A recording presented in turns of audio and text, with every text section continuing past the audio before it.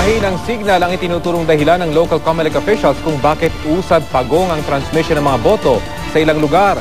Pero marin itong itinanggi ng telecommunications companies.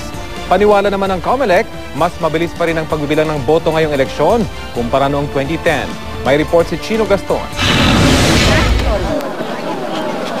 Isang araw matapos ang eleksyon sa Sulu, kinailangan dalhin ang mga mismong PICOS machine sa canvassing center mula sa 19 na bayan ng lalawigan para makapag-transmit ng resulta.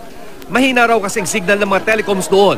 Ayon sa Sulu COMELEC, ito raw ang dahilan sa usad pagong na canvassing sa lalawigan. Oras matapos ang botohan, itatransmit dapat ang resultang nakarecord sa mga CF cards ng PICOS tungo sa canvassing centers ng bawat lalawigan. Matapos matali rito, itatransmit din ang resulta ng botohan sa buong lalawigan tungo naman sa server ng COMELEC dito sa Metro Manila. Ang naging problema, maraming PICOS ang hindi nakapag-transmit sa kanilang mga provincial canvassing centers.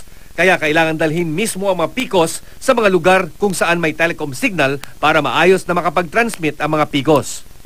Ayon sa Grupong Automated Election System Watch o AES Watch, hindi naman bago ang mga ganitong problema. Katunayan, nagka-problema din noong 2010 sa mahinang mga telecom signal.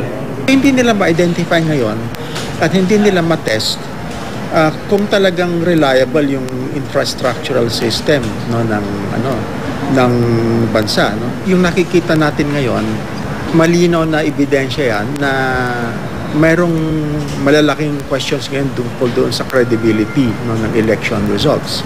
Pinabulaan na naman ng PLDT, Smart Telecom at Sun Cellular na ang signal nila ang rason sa mabagal na canvassing.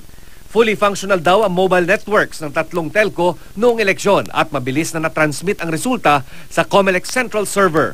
Sabi naman ng Globe Telecom, wala silang natanggap sa report noong araw ng eleksyon mula sa kliyente nilang Smartmatic na may problema sa kanilang signal. Sa kabila ng problema sa transmission, naniniwala pa rin ang COMELEC na mas mabilis ang pagtali ng resulta ng eleksyon kumpara noong 2010. Noong 2010, inabot ng 5 araw pagkatapos ng eleksyon bago magproklama ang COMELEC ng unang 9 winning senatorial candidates. 8 araw naman ang lumipas bago na iproklama ang huling 3 nanalo sa pagkasenador. Chino Gaston, GMA News.